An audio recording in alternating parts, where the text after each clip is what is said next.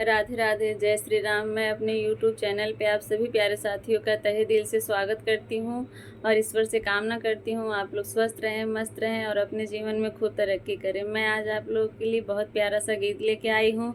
आप लोग सुनिए, पसंद आए तो वीडियो को लाइक करिएगा और मेरे चैनल पे नए हैं तो मेरा चैनल सब्सक्राइब करिए और मेरे वीडियो को ज़्यादा से ज़्यादा शेयर करिए। भीड़ भइल हमरे भवनवा, अवसान मैया आई अंगनवा हो। भीड़ भय हमरे भवनवा, अवसान मैया आई अंगनवा हो।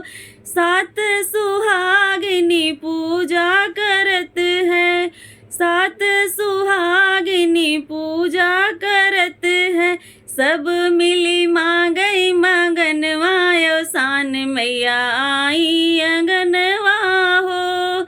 सब मिली मांगई मगनवा, अवसान मैया आई अंगनवा हो। निर्धन मांगे धन और दौलत, निर्धन मांगे धन और दौलत।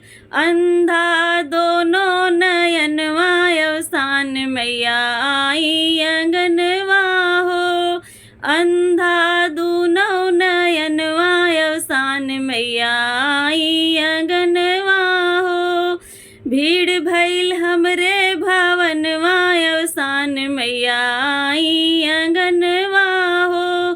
कोढ़ी मांगे सुंदर काया, कोढ़ी मांगे सुंदर काया। बाझिनी गोदी ललनवा, अवसान मैया आई अंगनवा हो।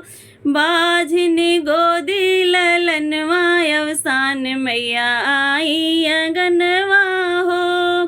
भीड़ भय हमरे भवनवा, अवसान मैया आई अंगनवा हो।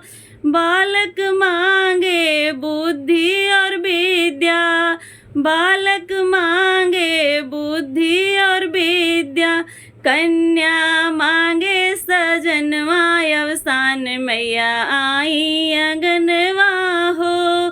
कन्या मांगे सजनवा, अवसान मैया आई अंगनवा हो। भीड़ भइल हमरे भवनवा, अवसान मैया